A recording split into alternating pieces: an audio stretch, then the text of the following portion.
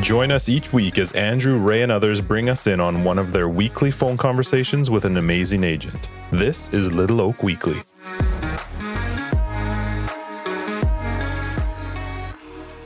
Hey everybody, this is Andrew Bracewell and you are listening to Little Oak Weekly.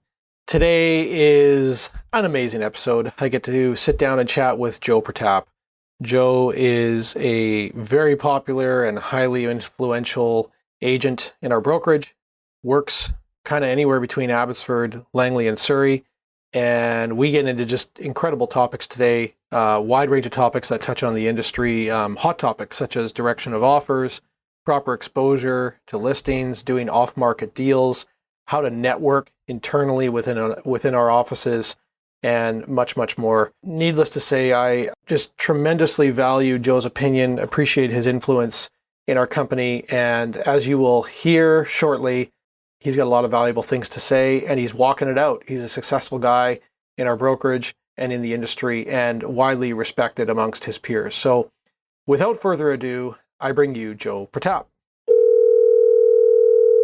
Hello. Okay, good morning. I got you. Oh, you got me? I dropped my recording device right before I phoned you the first time and knocked something out. So the first time I called you, you weren't coming through, but now I got you. So okay. we are live and everything is working. All right. I need you to talk to me about what you ate for breakfast while I check your levels. You know what? I'm not a breakfast eater. I usually have 2 cups of coffee usually. And then when do you eat for the first time? So I usually like 11:30. I'll have like, I don't know, snack or something like almonds or whatever, a muffin or something like that. I'm just not. I've never been a breakfast person. Is that like an intentional intermittent fasting thing that you hear about, or is that just you don't? Or That's how I maintain my peak athletic conditioning. Yeah. For sure. Well, that's what I was going to get to next. What are you doing athletically to keep the shape that you are? For sure. Okay, we're good. Thanks for jumping on and doing this. Yeah, no worries. I gave you, we exchanged emails and you gave me some awesome ideas for today, which we're going to dive into. But, one thing that came to my mind that I want to know about, because you and I have never discussed this, is just give me the lineage of your career. How long have you been licensed? What got you into real estate? What were you doing before real estate? Like, just kind of give me a bit of background there, because I truly don't know the story to that, and I would love to know. I think it's going to be 10 years December, I believe. So I got licensed just after 2010 Olympics. So that would have been 2010. So what are we, 2020? Yeah, so it would have been, I think it's 10 years. I think it's 10 years this December. It might be January. I could be wrong. But ultimately, I've been selling real estate full time for 7 years. But I believe 7 years. So I first got my license. I didn't do anything. To be brutally honest, I wasn't even sure if I was going to sell real estate. It was kind of just something that happened. My wife and I bought our first home in Cloverdale. And the experience from buying that home it went really well. Our realtor at the time, John Barberson, who you probably know, Johnny B. Yeah, great guy, right? Past president at the board. It was just a good experience. And I think when it happened, I was working a sales job at the time. I was just like, shit, maybe this is something that maybe I can fucking sell real estate. Mm-hmm. Right? Like it was just a good experience. It was something that I looked into, and Johnny B put me in touch with the guys at Sutton Premier, Calvin and Larry. You probably know. Yep. Great guys right from the industry. Larry's our current president. Yep. That's kind of how it happened. It was a good experience that led to the next kind of thing. And then I think it took a while to figure out that, hey, this is something I want to do. But when I did, then I'm glad that I did. So you were doing sales before that? Like, is that what you said? You were in some kind of sales career before that? Yeah, I worked like a million different sales jobs since I think I was 14. At the time, I was working for Cyclone Taylor hockey store. Oh, okay. I was a team manager. We did like a lot of direct sales with like hockey associations, stuff like that. That's pretty much what I did, like team sales. And then as I got older with the company, we started doing like store building design. The current Coquitlam store they have now, I built that store with our designers, and yeah, it was a cool job at the time, and yeah, that's how it got started. So why didn't you do, in your first 3 years, you indicated that you kind of didn't do much. What was happening in your brain or in your life that it was slow, it was a slow start? I mean, the market was shitty. I know that. The market was Oh, challenging for at sure. that time. Oh, fuck. I remember my first listing. It was a two bed townhome, in Clayton at what's the name of that complex? The Montana. And, I remember when we listed that house, the market was just fucking awful. It was like 250 townhomes that looked identical. Everything was for sale for 250 to 299, and the one that sold was the one that was priced right, and it was just a really, really difficult time to sell a townhome. I think for me, like it was different because at that time when I got my license, I wasn't married. My wife was my girlfriend at the time, Jen. We had a mortgage. We had car payments. We weren't really sure, if we were going to stay in Cloverville, go somewhere else. We were so young, right? Mm. It took a while to make the decision that real estate was something that I wanted to do. I sold a couple homes out of the gate. I'm not going to lie, and made some money, but it took a while. It took a push from both myself and people that I know to say, "Hey, man, this. You're enjoying it. You're selling real estate. You should do this." Was it other people in real estate that pushed you, like friends in the business, or where did that come from? No, I don't think so. I think, like, looking back then, I didn't have a lot of, I wouldn't say friends in the business because I was so new. I mean, I knew a couple of guys, at Sutton and Viet Doe, who's a colleague now. He was a good friend of mine back then. But no, more like family, friends. People saw that I could sell a home just like I can sell anything else because I've been in sales for 15 years. That just, hey, you can do this. Take the plunge, go 2 feet in. And looking back now, I wish I would have done it sooner because obviously, as it takes time to build up your database and do deals, and you get more deals from doing deals, and you get more experience from doing deals, and making mistakes and all that kind of stuff. But yeah, it was more push from friends and family. And then you've come out to Abbotsford. I mean, you're a Langley, Cloverdale guy, born and raised, right?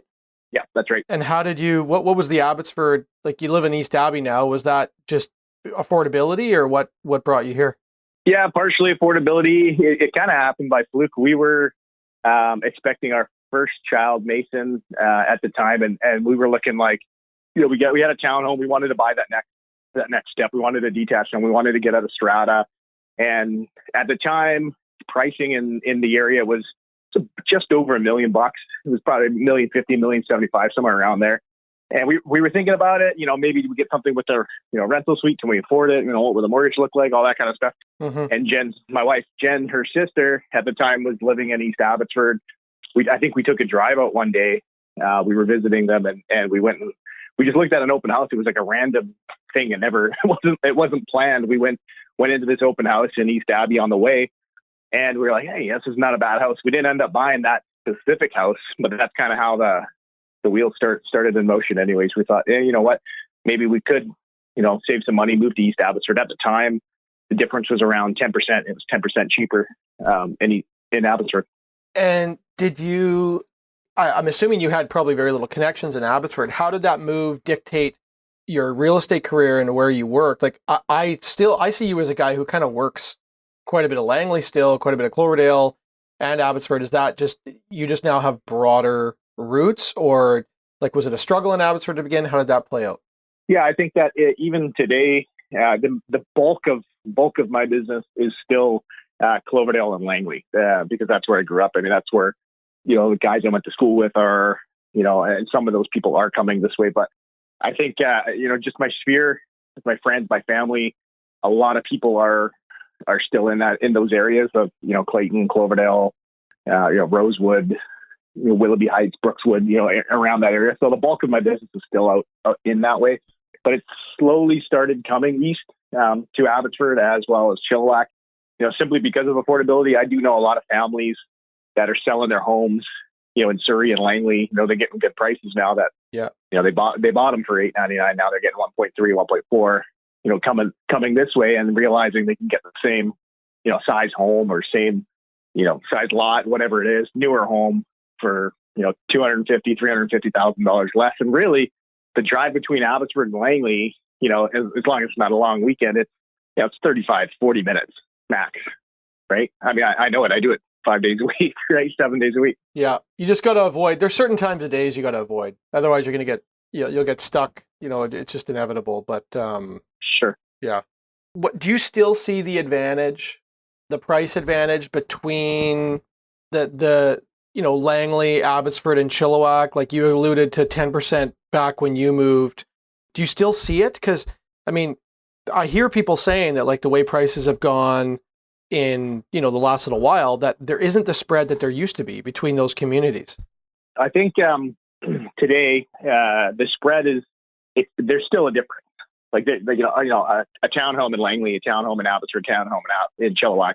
There's a difference, right? It may not be 10% across the board on all product, but there's a significant difference in affordability. I mean, it's one of the reasons why if you looked at, let's take Chilliwack for example. You look at Chilliwack sales, and you pull a list of every home that sold in the last 90 days, mm-hmm. and have a look at where the buyer's agent is licensed. Right. I would bet, sure. I would bet you lunch that 90% of it is from Surrey. Yeah, good point. And the reality is you can still find detached sales in Chilliwack specifically. You can find detached sales under $1 million. You're not finding that in Langley, but it's getting in Abbotsford. You're not finding anything under $1 million anymore. Like no, I'm actually no. My perception. I don't sell a lot in Langley, but when I see some Langley sales and Abbey sales now, I feel like the gap between Abbey and Langley has shrunk quite a bit.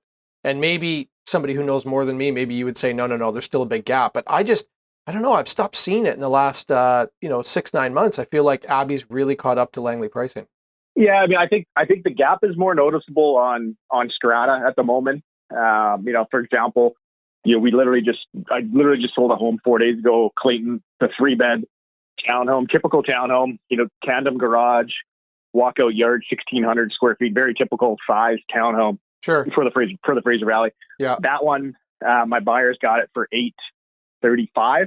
Right. And that specific townhome in Abbotsford today, $750 would be about $750. Yeah. $740, $750. Okay. So there's your 10%, about 10% gap that you alluded to. Yeah, but to your point, I think when we're looking at the detached market, you're absolutely nailed it. I don't think you can get, even a starter home, a 3-bed fixer-upper is over $1 million in Abbotsford now. Well, yeah, I mean, I think I haven't looked at the latest stats, but I feel like Abbotsford's median or average price is like 1.1 million. I don't even think it's close to $1 million anymore. It's way above. I mean, just think of your typical BC box in a decent neighborhood now. It's over $1 million every time. Yeah, I would agree. Let's get into some hot topics. Sure. of the market. I'm only laughing because I think you and I are completely aligned on a lot of these, but I know they're hot topics in the industry, and a lot of people have a lot of opinions on them. So let's do it this way. Let's start like this. If you're selling a home today, you're taking a listing that is in a very desirable neighborhood and it's likely to have multiple offers. Walk me through your feeling around direction of offers. How you're handling that with your seller, how you're handling that with other agents, and how you're communicating that. And then let's get into availability, like what's enough days and what's enough hours and restricting hours and all that kind of crap. So maybe I'll just stop there and let you go. Yeah, I mean, I think, the direction of presentation of offers, the whatever stalling offers, waiting a week, whatever, 3 days. It's pretty much, we're seeing that on every property, right? Every property, from what I understand, every property in every city across the province, right? Because we're in such a red hot seller's market that almost nobody's taking offers, as they come. I haven't seen it. I don't know. But, for me, when we're taking a listing, we're going to expose that listing for 1 full week. So I typically would list a home on a Tuesday. We would typically do direction and presentation of offers the following Tuesday. Yeah. Right. So in that week time, we're getting it up to market on Tuesday. We're likely beginning showings that evening. Right. we're So going to start our. I want to get everything out of Yep. this. So if you go to market on a Tuesday, you're not deliberate about saying, okay, exposure begins Tuesday, but we're going to start showings on Thursday or Wednesday. Like, you don't want to have a lag. You're okay to just start showing immediately because you're waiting for offers the following week anyway. Absolutely, yeah. I mean, I don't know why anybody would in the right mind would want to stall showings, especially today. Like, you know, we're 18 to 20 months into this pandemic. People's fucking work schedules are all over the place, right? Like, you got guys like I got a client that she's a Zumba instructor. She does the majority of her interaction with her clients is on Zoom right now, right? Because you know, she's not getting 30 people going to the studio to do Zumba. Yeah. Right. So, you know, she's on Zoom. So when do you think people are on Zoom? Well, they're on Zoom when they're not working. Yeah. Right. So, you know, between the hours of 3 and, you know, 8 o'clock. So, you know, some of these guys that are putting these properties up with these showing blocks or, you know, showings only on certain days. Only on the weekend or only on certain afternoons. Yeah. Only on a weekend. Like, are you kidding me? Yeah. I'd love to see the conversation between some of these agents and their sellers on why it's a good idea to only show their home on a weekend. Makes no sense. Well, you get into, I think it brings up a topic of what is convenient for the seller, what is convenient for the realtor, and what's being communicated to the seller by the realtor in order to make those choices that you're talking about. And I think that my feeling on this is that a lot of what's being done is around convenience for an agent. Not in the best interest of exposing the property and showing it as much as possible.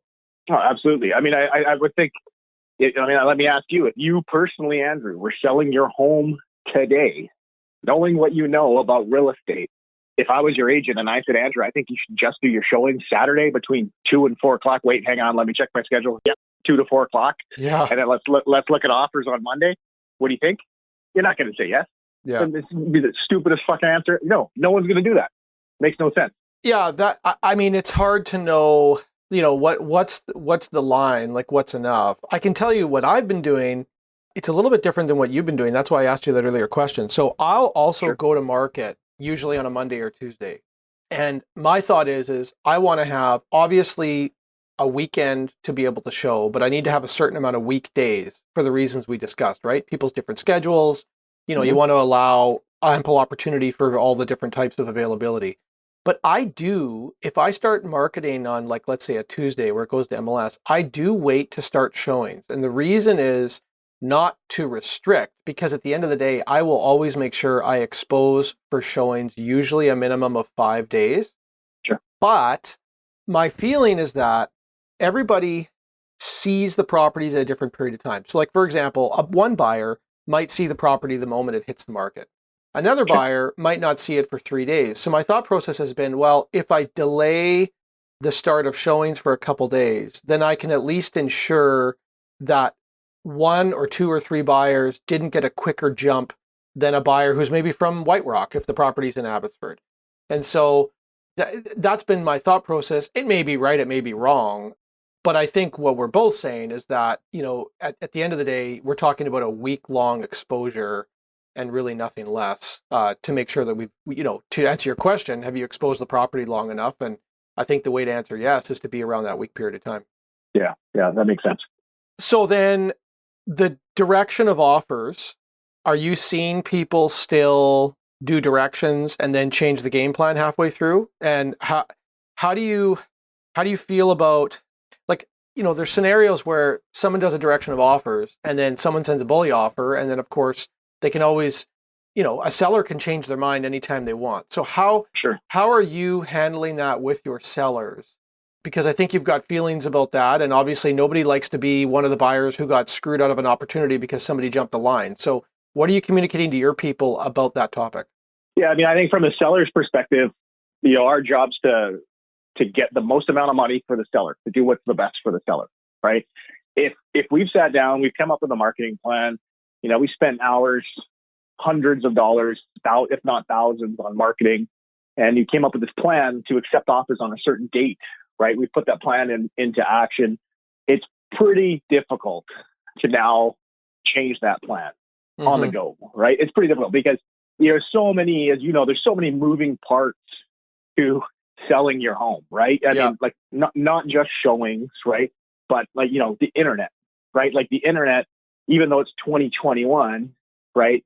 It's not instant. No, right? Like it's I not. don't go to my phone and cancel an open house, and the 10,000 people that looked at it don't get a notification, saying that the open house is canceled. So I think it's tricky. For the seller's point of view, I haven't seen a scenario ever, in my 10 years, over 350 homes sold. I've never seen a scenario where it was in the seller's best interest to accept an offer earlier than the direction of presentation of offers that was already agreed upon. I mean, I could be wrong. Maybe you have. I have never. I can give you a personal example. A few months ago, we had a home, beautiful home in East Abbotsford listed. Direction of presentation of offers, I believe, was Tuesday night, and we had a bully offer on the weekend, super late at night, 10 o'clock. I got this call. Somebody wanted to make an offer. Exceptional offer. Offer was amazing. Cash offer, extremely, a high price, higher than I would have thought. And when we went over it with the seller that night, the seller said, "Do you think we're going to get anything higher?" And I said, "Well, this is a pretty good offer. It's higher than the sales comparables we went over when we marketed your property."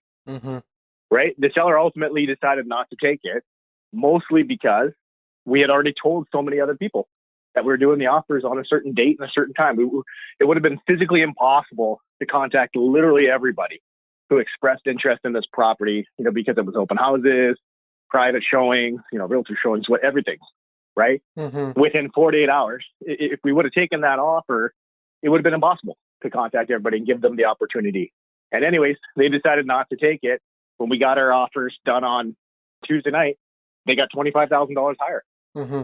It's $25,000 higher than that bully offer that came in early, right? So I don't know. I mean, I think seller's best interest, if you're deciding to wait, is going to be to wait.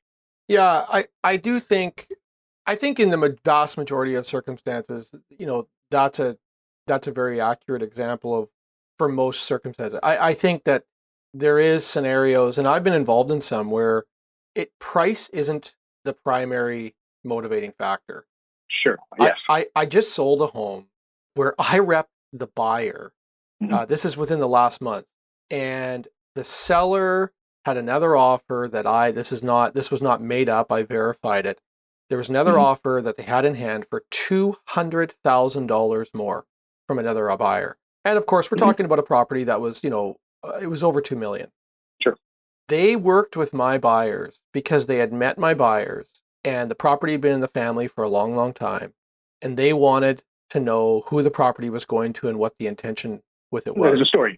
Yeah, there's a story. So that other buyer, I mean, what I've been told, I don't know them, but I've been told that they're just pissed right off, right? Sure. Because they wrote the highest offer. And so I do think that there's exceptions to the rule, but I agree with you. Yeah, the vast majority of the time, it's not advantageous to change the plan. And I would say for a couple of my own thoughts or reasons are, number one, when you advertise that offers is, let's say it's on a Wednesday, and you start doing it the previous Wednesday, you can't assume that everybody interested has actually reached out to you. Like, let's say it's Sunday night that you get the bully offer. Because you've told people they have till Wednesday, there's people out there that are probably planning still on coming, but they haven't reached out because in their mind, they don't have to reach out. They still have more time. They're not able to. Yeah, or they're not able to. They're away for the weekend. They're in Parksville vacation, and they know that it's Wednesday and they have a couple days. Exactly. Right? Yeah. So you can't even assume that, even if you say to yourself, well, I'm going to communicate to everybody who's reached out and give them this opportunity. You can't tell yourself that is everybody. That's not everybody, because you can't account for how many people are out there who are just following what you've said, which was they have till Wednesday. The other piece is that, you have to ask yourself, when you get a bully offer, I mean, what's the intention of the bully offer? Well, obviously these buyers are looking out for themselves, right? And to their credit, they're probably pissed off and frustrated. Maybe they've lost out on a bunch of other offers, and they're just trying to do what's best for them. But if they give you a number on the Sunday and they try to pressure you in, what's the likelihood that come Wednesday they're out of the mix and they're not still there? And I would argue that in this environment where there isn't another better option, it's not like you're going to lose them if you don't do that deal on Sunday. And again, maybe 1% of the time you will, because that's the way they're negotiating. But the vast majority of the time, they're still going to be there. So the way I've handled that on the listing agent side recently is when I've had it a couple times with bully offers, and I've said to the buyer agent, I've said, listen, I'm going to present your bully offer. I'm going to show it to the sellers because I'm obligated to. And if it, at the very least, what this is going to do is it's going to communicate how motivated you guys are, which is a good thing to the sellers, because the sellers at the end of the day are going to have to make a choice. And I will make sure that come Wednesday, when we look at all the interested offers, you guys are once again brought to the top because you were the first in and you showed us how much you want this property. So I still, I try to communicate to them that, hey, we appreciate what you've done, and this still may benefit you, even though we're not doing this deal today. And in one circumstance, it actually was the people who wrote the bully offer ended up getting the property, not because they wrote the best offer, but because the sellers appreciated their enthusiasm and wanted to give them an opportunity. And so the sellers gave those people a counter offer on the presentation day. They accepted it and they ended up buying the home. So I think that's how I've handled it recently. And I think, that's a win-win for everybody. And to me, that makes sense. Yeah, I mean, I think on the flip side is, we're talking from a seller's perspective, but, you also got to think from a buyer's perspective, totally. Right? Because, in today's market, it is, it's the wild, wild west, right? Like everything is, not everything, but most good product is selling above asking, in some cases, way above asking, with next to no conditions or no conditions, right? Many offers have a deposit attached to it. It's another conversation to be had, but there's so much, I guess you would call it maybe buyer fatigue in the industry today. Like, people are getting beat. It's tough to overcome when you're looking for a home and you've been beat, right? And it's tough to get back in the car and, go and look at another home. And then to do that, 2-3 times, which is not uncommon, not today anyway, right? When you see somebody that's, okay, they're doing offers on Wednesday and, maybe you guys are setting up the appointment for Sunday, whatever, all of a sudden to get a message that the property's sold, right? Like, not only is public perception already fairly low in the industry, I think you could argue, but like when that happens, it's that's the low blow, right? Yeah. It's the you've lost all the, you know what I mean? Like the guys are, you're kidding me. Like this, how did this fucking happen? You know what I mean? Yeah. So, that's a whole nother, from the other side of it, on the buyer's perspective, if you're representing a buyer, buyer's interested in that home and it's no longer available because, you change the marketing plan up all of a sudden, I personally don't think it's good for anybody. I'm sure you would agree. Yeah, I do. I have a thought about the public perception. So no question, as agents, we do things to ourselves where we shoot each other in the foot. We shoot ourselves in the foot, 100%. And like some of the stuff you've talked about, I totally agree with. But something that's in my mind as we go through this season of unaffordability and low inventory and agents and sellers coming under fire for circumstances like this. I mean, I think back to a completely different time, 2008, 2009, 2010. Like, right now we've got 3,000 properties for sale in the Fraser Valley, and we're selling about 2,500 of them a month. Well, in 2010, we had like 12,000 homes on the market, and we were only selling about 800 a month. And nobody was crying foul when a seller was sitting on the market for 12 months and buyers were bringing offers that were 150, 200,000 below their asking price. So I just, part of me goes like, as agents, do we bear some responsibility because we are in the industry? Yes. But part of me also goes, you know what? This is a supply and demand conversation. And we got a supply issue, and that's not something that we have control over. That is far bigger than us as agents. And when you're in a supply issue as a seller, all of us would want to maximize the value of our property, obviously, or any of our assets. Sure. Just like in 2009, when one of the 800 transactions at the most that would happen in the Fraser Valley Real Estate Board in a month, each of those buyers at times was, to use a strong terminology, they were trying to, like, well, I won't use that word, but they were significantly They were significantly They were lowballing. they were lowballing. Yeah. They were significantly beating the shit out of sellers at every opportunity. Like, I remember scenarios where sellers were in tears because of the offer that was brought, and they had to sign it. So nobody was writing articles about that. Nobody was talking about the big bad buyers who were taking advantage of all the supply on the market.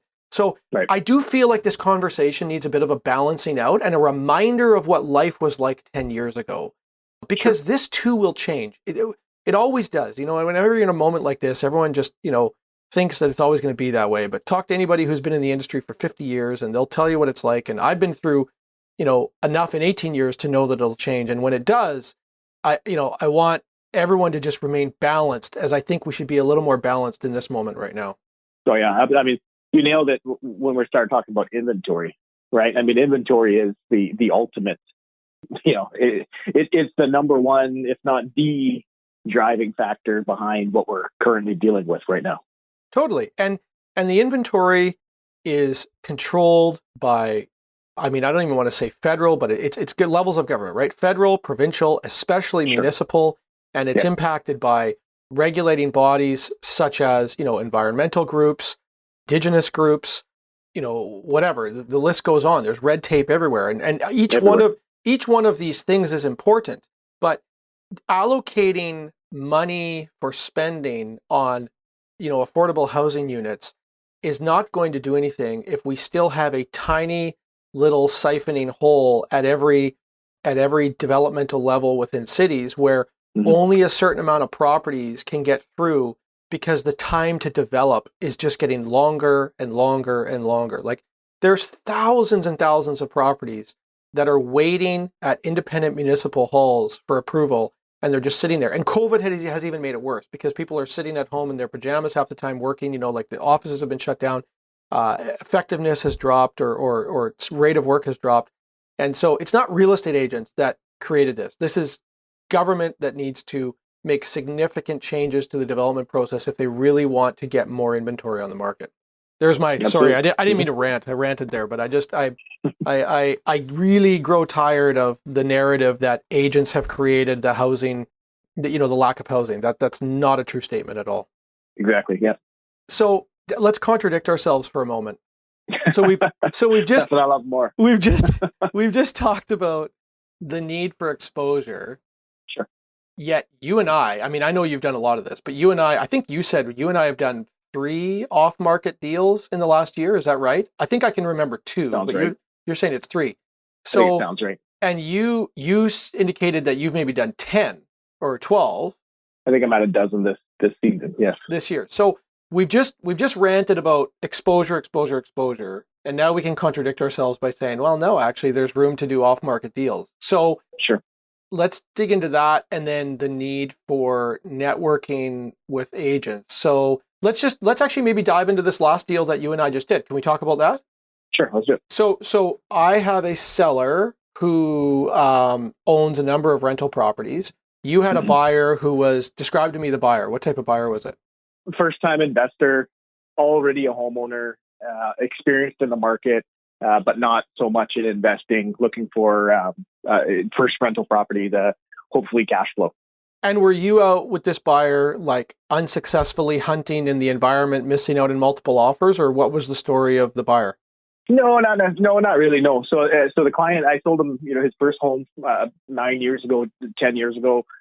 Somebody that's in my network, I sold, you know, then listed their first home. They helped them buy their next home. He's somebody that I've been in contact with, remained in contact with, I guess, for quite a long time. And he's always had interest in owning a real estate portfolio. You know, to be brutally honest, he's probably the same character as your client, except he's 25, 30 years younger. He's at the I'm guessing. He's at the right? beginning. Yeah. My client was probably mid-50s. So he's at the beginning of his journey.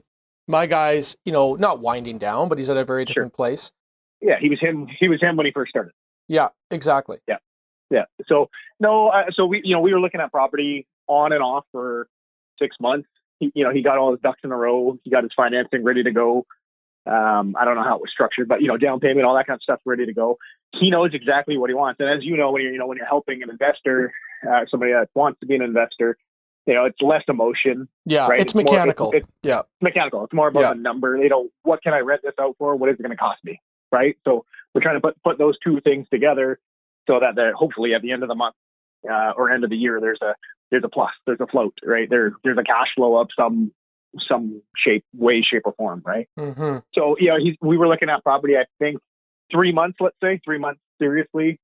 Probably 12, 13 properties. I knew exactly what he wanted. So when the opportunity became available, when you let me know about this property that was coming to market, I already knew it would work. Mm-hmm. Right. I already knew what, a 2-bed, minimum 800 square foot condo in the city of Abbotsford was getting for market rent. Mm-hmm. Right. I already knew that when you mentioned approximate, value, that it checks all the boxes. It was going to work. Right. Yep. So I think we're talking about, okay, an off-market deal. How do we do an off-market deal? Does it make sense? It's exactly what you alluded to when you were telling the story of, that $2 million plus home, mm-hmm. and the seller chose the lesser expense, the lesser offer from the buyer because of a story, right? Everybody has a story, right? In this specific scenario, your guy, savvy investor, happens to own multiple properties. Mm-hmm. I'm going to guess he bought that probably more than 5 years ago. Was that right? He bought it actually longer. It's like 2007 or 8 or 9. Yeah, and we're in Abbotsford. So he paid 150 grand? Paid. I'll tell you per square foot. He paid just under 200 a foot, and we've sold it for about 450 a foot. There you go. So it's more than double. In this seller's specific scenario, he's cashing out. He's making a sizable profit mm-hmm. off of what he's done for the last 14 years, right? His story is he's going to do something else. I don't know what it is because obviously, we don't share that information. We're representing our own parties. I don't know what your guy's doing, right? But he's doing something, whether it's paying off debt or buying another home or buying a car or buying a bigger home. I don't know what it is, but he's got a plan in place. So he has a story. So the story is where we can put that transaction together. Yeah. Not every deal is going to go to market mm-hmm. because not every deal, it doesn't make sense, mm-hmm. right? If you've got a seller who needs a certain price to do a certain thing, and I have a buyer who's willing to pay a certain price to do a certain thing, that's when the off-market deal is going to come together. And I happen to be somebody who puts a lot of those deals together, especially on the buy side, simply because I know what the numbers are. If you go to market and that property was going to sell for X, and we're willing to pay that, and there's a story to be had, there's a deal to be put together. Yeah, and totally. And I think the story analogy makes a lot of sense. That the story for, in this particular circumstance, was that, does money matter? Of course, nobody wants to leave a significant amount of money on the table. But sure, people in that position also like ease of transaction, knowing something's done, if they're getting the dates they want. Absolutely. This same client has recently sold another property, also off market. Mm-hmm. And actually, technically it wasn't off market, but the client chose to leave, willingly left money on the table. There was an open conversation about it mm-hmm. because they were sympathetic to who the buyer was. Mm-hmm. The job the buyer had meant something to the seller. Mm-hmm. And it also meant something to the seller that the buyer was an end user. So the seller had owned this property as a investor for a number of years. But mm-hmm. the world has changed in the last 12 or 13 years. The cost of real estate has skyrocketed. And so it meant something to this seller who's obviously got a significant net worth to go, you know what? I will leave money on the table for an end user because I am going to sleep better tonight knowing that I helped an end user get into their first home. So there too is a story. There's a story mm-hmm. where there's an opportunity. So, back to our nuanced conversation about exposure and getting the most, it's not always about the most money. And that, to your point, is where there's an opportunity to do off-market deals. And I think in this environment where there's only 3,000 homes to choose from in the entire Fraser Valley, you've managed to carve out, 10 deals for yourself that are off market. The question is how did you do that? And I think, where it leads to is the conversation around networking. Mm-hmm. What are you doing to find those deals? What are you practically doing in your relationships with agents to find those opportunities? Yeah, I think I think it's 12. I think I'm at 12 off market That's for incredible. this season. I refer to it as a season. Season. You say year. I'm a hockey guy. We'll get into hockey in a second. Season. It's the 2021 season for me. I think it's schedule, time, discipline, all those kind of things. I'm an office guy, right? Mm-hmm. Our office is on the backside of your office next door. We're actually about 15 feet apart right now, so hopefully I know I can hear you. We're probably I can knock on the fucking door here. I mean, I'm sure that you're probably, when you're having a serious conversation, wondering why I'm playing my music so loud or something. Or, yesterday you had the bass pumping. Yesterday you put some music on. I was podcasting with Mark Sager yesterday, and it was all of a sudden like. I'm like, what the hell is going on the other side of the wall? That's awesome. Yeah, deal with it. No, but I'm an office guy. The point where I was going with that is, I'm here, right? Like I'm here, 5 days a week, 6 days a week. I'm here. So I start my day usually, if it's the school day, we're dropping the kids. Usually Jen takes one, I'll take the other. My daughter's not in grade school yet, right? So, it starts the day. I'm dropping the kids, and then I'm usually at the office 9, 8:45, somewhere around there, getting a coffee, coming to the office, and then I start my day. So when I start my day, there's guys that are in the hallway, right? There's guys at the water cooler, the coffee machine, the printer. We got guys that are busy realtors. David Corey, guy that does, he does, what is David doing? 55, 65 transactions a year, somewhere around there. For sure. Bob Taves, Scott Savage, Shooter Gill. All these guys are, within a 30-foot hallway, guys that are like me that spend a lot of time at the office. So, when, David's doing, he's scanning documents or something, I'm always like, hey, what are you up to? Right. And, if it's, I'm, just uploading a new listing. Well, tell me about it. Mm-hmm. Right. That's the first thing. Right? Tell me about it. And I'm starting, the wheels are moving, right? Yeah. I'm starting to think like, do I have a buyer for, what David's about to list? Yeah. Right. If so, when can I get in? You're going to market Wednesday. Can I show it Tuesday night? Can I show it Wednesday morning or something? So I think that, one of the things that are, we're 2021, I know things are going more cloud-based and, off of retail streets and, everything's so tech. But, in our industry, as 12 deals this season off market, things are happening, right? It wouldn't happen. I guarantee it wouldn't happen if I didn't spend the time that I spend working out of an office, right? If I chose to, stay home, have a home office, or put an office desk in my basement, or whatever, right? I know for a fact those connections don't happen, right? And I know for a fact that those connections don't happen. That means that the transaction's not going to happen, which means that either my buyer or my seller may not win, right? Or they're going to win less, right? They're going to. It starts with the conversation, the networking to the other agents. And that's just one level. We could talk about, friends in the industry and, Facebook groups and WhatsApp groups. And that I'm all over all of those things, too, as well. But that, that's for me, that's where it starts, getting to the office, networking with the agents, not just the agents that are doing the business, right? And trying to get the competitive leg up. So did that come naturally for you, or did you have to work at that? Yeah, that's a good question. I think it definitely is something that I didn't graduate, from Sauder or UBC, with a real estate license, and all of a sudden agents started calling me like that. It took quite a while, getting experience, doing deals, doing transactions, networking with other realtors to get to today. Today, I don't. Who am I going to pick? I'm going to pick on somebody. Gary Voigt. I'm not going to call, Gary Voigt and find out how his hockey game went yesterday, right? But Gary is a guy who does a lot of deals, right? He does 50, 70, transactions a year. He is someone. When I have a buyer looking for something in Langley, you call Cloverdale, I'll call him. Yeah. Right? Robbie Johal. The list goes on. Rasik, whoever, Christy Massaro, whoever is in the area that I know is doing the business, I'm going to call them, right?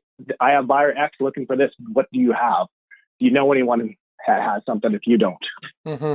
Right? I think the networking part is something that's super important, especially today, and it's you've been a realtor for how many years? 18? 18, 18, yeah. 18. So, 2003. so you've been to, I'm sure you've gone to conferences, Banff, Oh right? yeah, Remax does, yeah. Remax does Banff, right? I've been to Remax my does Vegas, I've been to my right? share. Yeah. You've been your share. I know, who do we got? The Lobster Daddy guy in Halifax, right? Like, I've sent referrals to him. Him and I yeah, have. great guy. Yeah, yeah. Thomas. Thomas. Yeah. I'm gonna butcher his last name. What was it? Bagaloo? Yeah, Yeah, I don't know. I don't even know how to say it. I know there's like 2 O's and 2 L's or something. I don't know. So like, it's always existed. It just happens that, 15 years ago, the way to go about networking with other agents, referral partners, whatever, happened to be going to a conference. Today we've got, WhatsApp or Instagram or, how many times have you put something up on Instagram and got a message from a realtor? It happens every day. Totally. Right. Every day. When's it coming to market? What's the square footage? Yeah. Right. Do you have a hard time?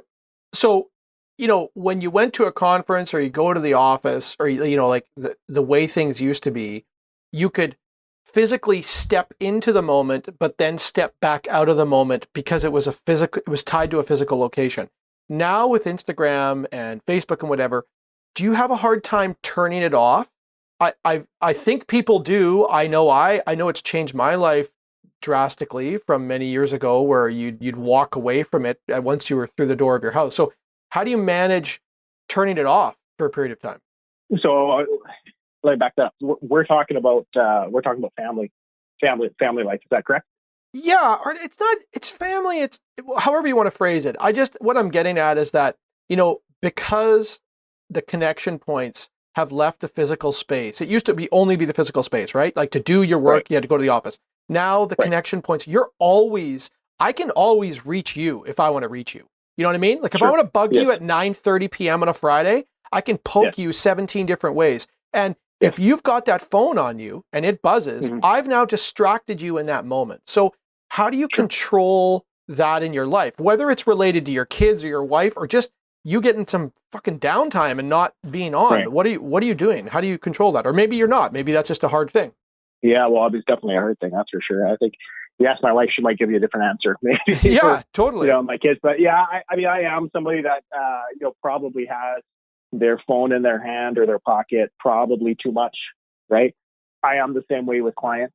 Clients quite often text me, 9:00 at night or 10:00 at night, and I do get the odd response like, "Oh, you didn't need to respond that quick," or something like that. But I think for me, it's like for my age and the era that I grew up in, and the tech, I'm going to blame it on that.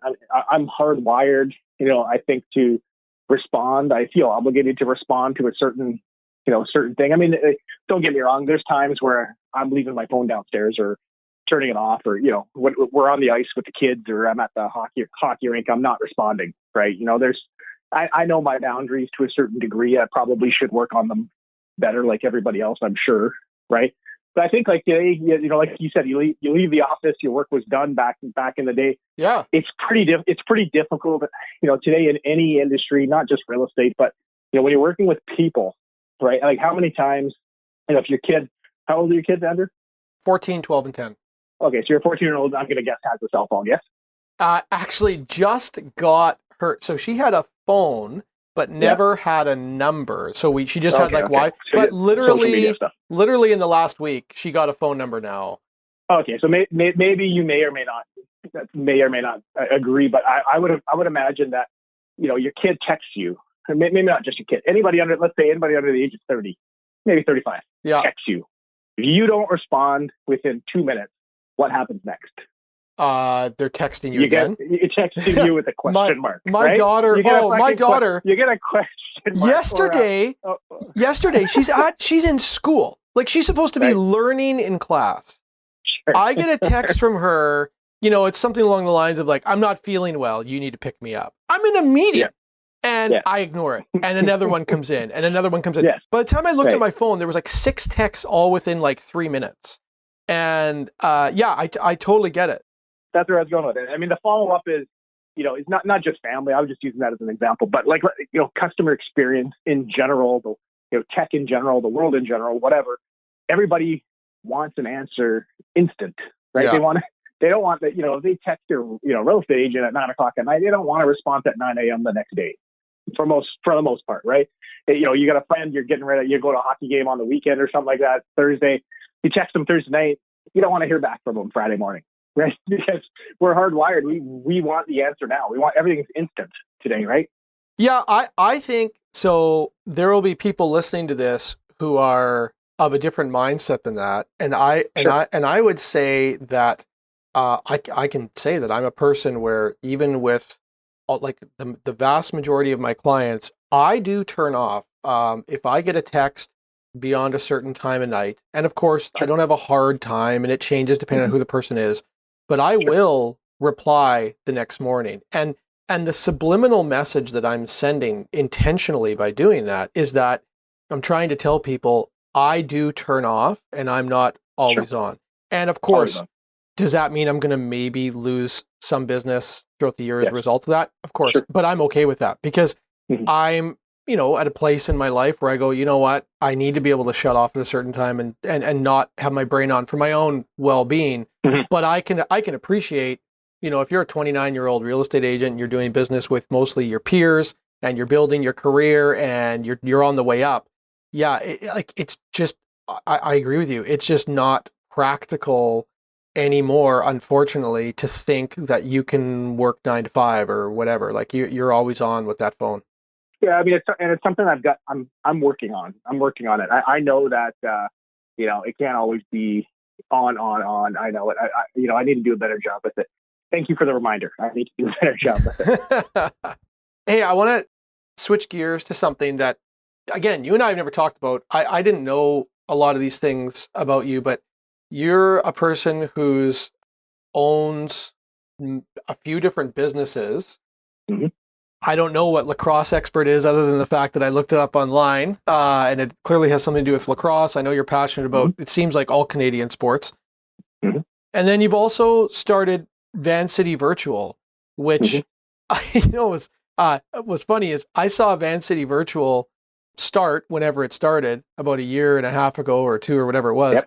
I didn't even know it's you and Pratik, correct?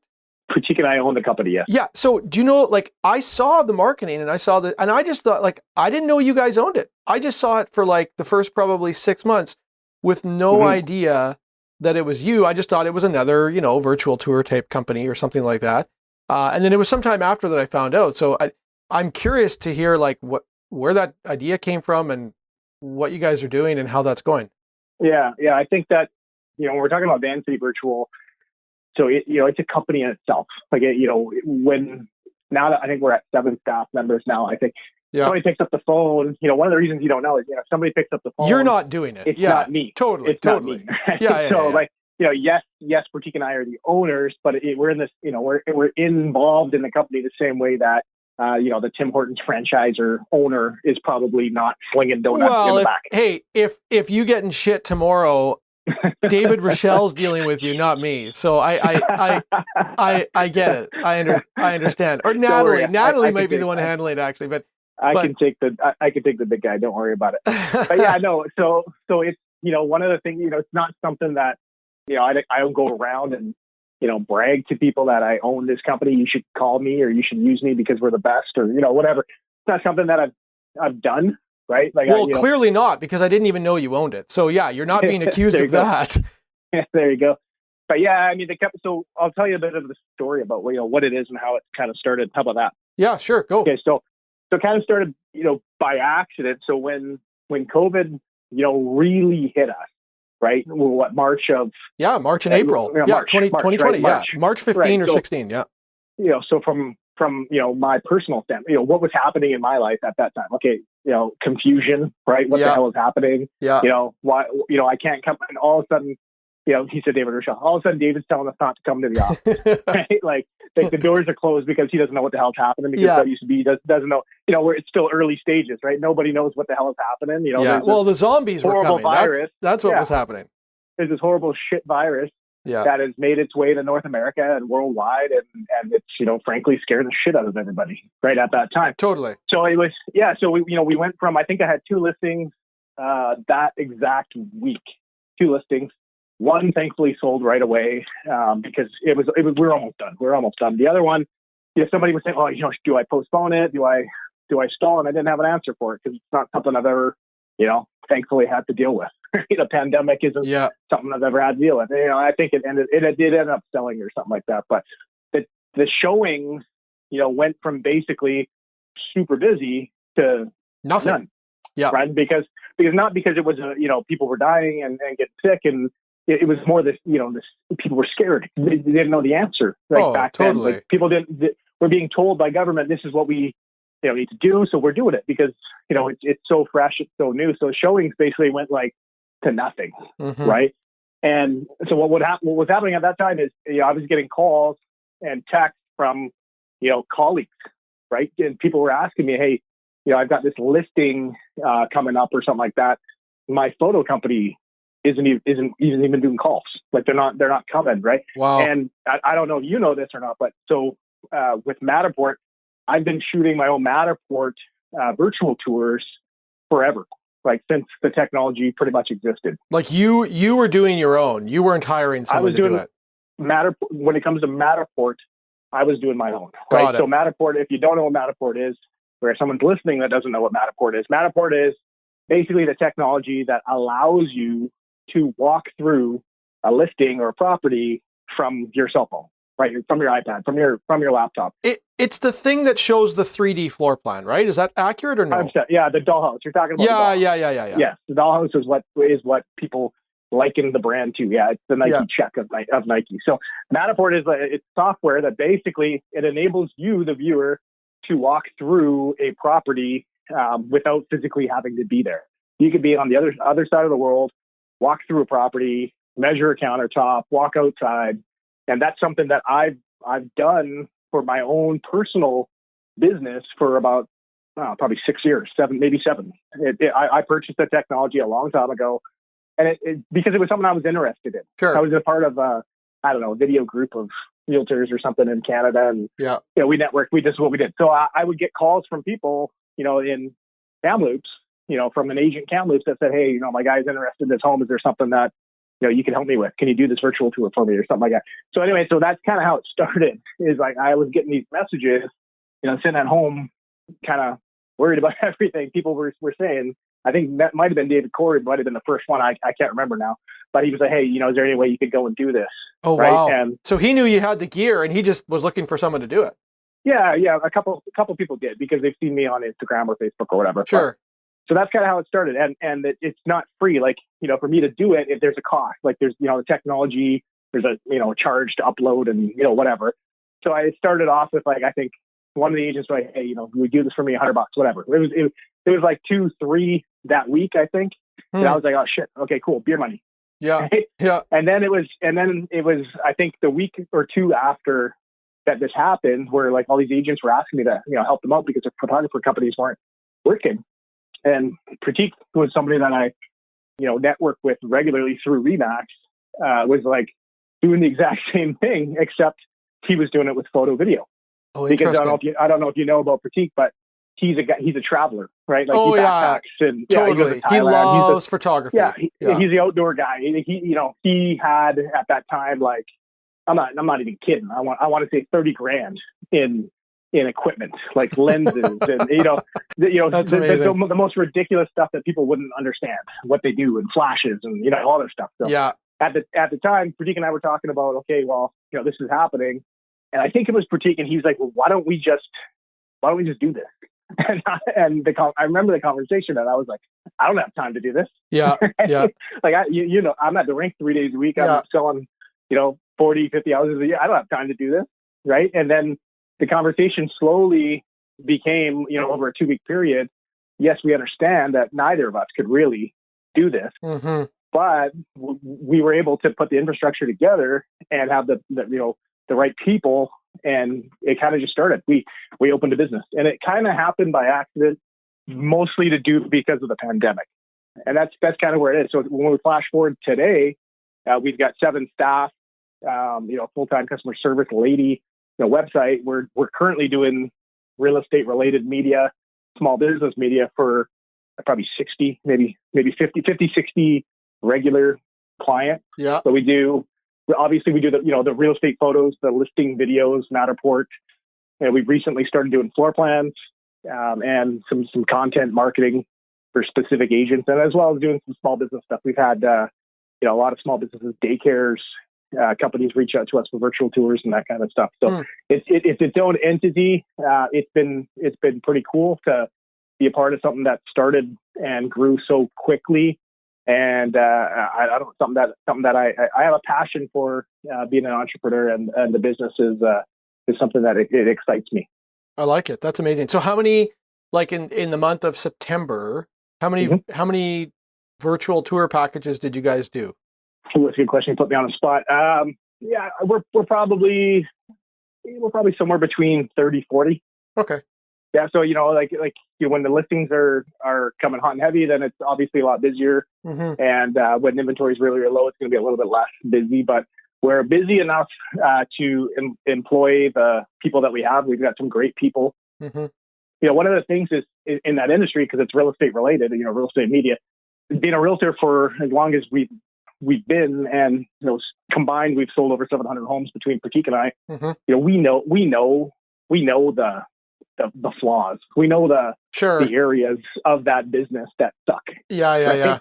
So one of the things we did early on is we literally sat down for breakfast and with a notepad, and we had a Hilroy and a pen, and we literally wrote out everything that we hate about the industry of the other side of the industry, the media, right? How many you as the agent, how many times has a photographer ever been late? Millions. Right. Yeah. Totally. How many times does a guy show up in a beanie with jeans halfway down the fucking ass? Right? Like is this the photographer that's coming? You know what I mean? Like, is this guy coming to shoot my $1 million listing, or is this the guy that just got off the bus and you don't even know if he's the fucking guy? Right. So, I remember one of the things I said to Pratik, and he laughed at me, was I said, Pratik, our guys, when they show up, they got to wear a staff uniform. And he laughed at me. And I said, dude, let me tell you this. When you go into Home Depot, what do you look for? Totally. What do you look for? Look for the orange outfit. Totally. Right? Or you go to Foot Locker, what are you looking for? You're looking for the black and the white referee shirt. I said to him, how good would it be if the photographer, videographer, floor plan guy shows up, knocks on the door, and is easily identified by the seller, the tenant, the realtor, whoever the heck it is that's opening the door, right? And he's like, yep. He's like, you're right. So, that's just one small thing. The guys, when you call us to show up to do your photos, they'll show up in a staff uniform. You won't have to ask them who they are. That's awesome. I think that is extremely, extremely powerful. And your examples make perfect sense. Yeah, you don't have to look too far for the power of brand awareness. That's cool. For sure. I want to get onto one more thing before I let you go. Just circle back to the topic of networking that we hit on, and the value of being in the office. I have this idea rolling around in my head that not everybody's going to sit in an office 9 to 5 like you do, and I agree with you that there is immense value in coming to the office, and the world is changing. It used to be that every agent had their own 10 by 10 office, and as more time goes by, that's going to be less and less and less. There's going to be, like in our Surrey office, we've got space for people to come in, sit down, and work. And ideally, I think every office would be like that moving forward. But with that in mind, way back, when you started, you may remember this, it was common for offices to keep upcoming listing lists, right? Like just listed stuff, and people would physically check the boards in the office. Do you see value in an internal office list? So imagine we had something within Little Oak where it's the listings or the properties you could sell under the right circumstances. So we've all got a handful of clients where it's not, it's that listing that you could sell, but maybe in order to sell it, that buyer needs to find something specific.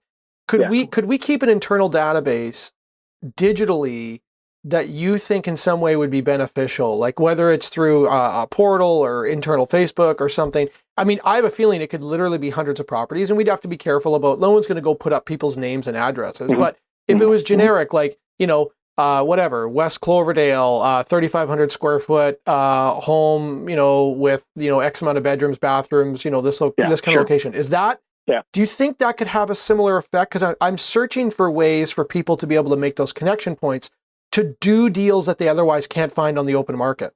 Yeah, I mean, the thing is with the off part, yes. To answer your question, would it be beneficial for all parties? Absolutely. Will my buyer benefit from that? Absolutely. Will my seller benefit from that? Absolutely. Will I personally benefit? Absolutely. I think that it's difficult to put that framework.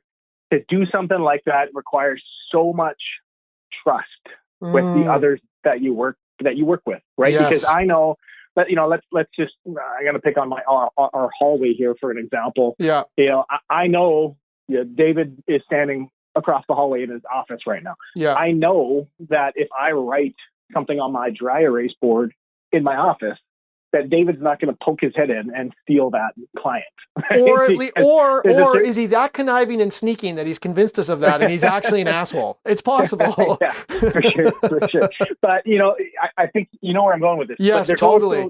There's also the opposite, right? Maybe not in our walls. I'd like to think that it doesn't exist in our brokerage, but it exists in general, where somebody may not be as trustworthy as what we're trying to accomplish. If you have a database and you got a unit number or an address, am I worried that someone's going to go knock on the door of one of my past clients and sell their home without me? Not really. Not really. Is it? I feel like I've got a good enough rapport, or at least I hope I do have a good enough rapport with 370 or 350 families I've sold over the years, that when they get a knock on the door from someone they don't know saying, I got a buyer to buy your house, that they're probably going to at least call me and say, so-and-so said that they're going to pay this. You know what I mean? Yeah. But, I think a lot of people in our industry, they don't feel the same way. Maybe it's trust, or maybe they haven't had as many positive experiences with other realtors, because there's a million great realtors out there.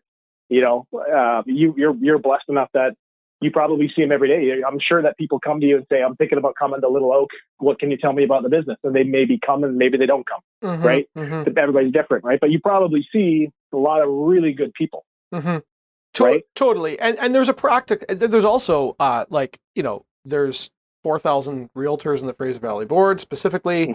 And it's totally possible that two agents within our office there's someone out there that legitimately views them both as their agent, right? They've worked with them.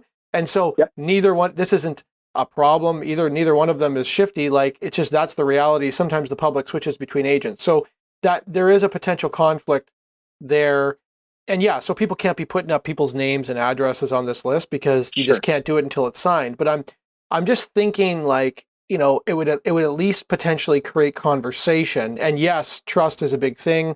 And so, I haven't totally worked this out in my brain, but I'm trying to create a framework. I'd like to create a framework where people could have connection points and find some of these deals that you otherwise don't find, right? Like, that's really what we're talking about. You have found 10 deals or 12 deals that most people don't find. And if we can find, our agents find whatever, one extra deal, two extra deals a year in this environment, that's significant. So, it's not a perfect system in my head, but that's why I'm kicking it out there for conversation.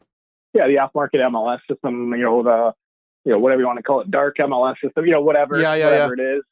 I've joked around with a couple guys from Jody Squires, other guys from the industry forever, that we should get rid of the MLS and we should just use Facebook. Yeah. because what do we need? We need to be able to send messages. We need to be able to send PDFs. We need to be able to schedule appointments, right? Like, there's definitely tech out there that would be in place to embrace something like what you're describing. Yeah. To be continued. I've taken a lot of your time, and I sincerely appreciate it. Your opinion and perspective is valued, and I'm thankful that you're with Little Oak, and I'm appreciative of your time. So thank you very much. Yeah, you're welcome. Thanks for having me. We will chat again soon. Okay, thanks, Andrew. Bye for now. Take care, Joe.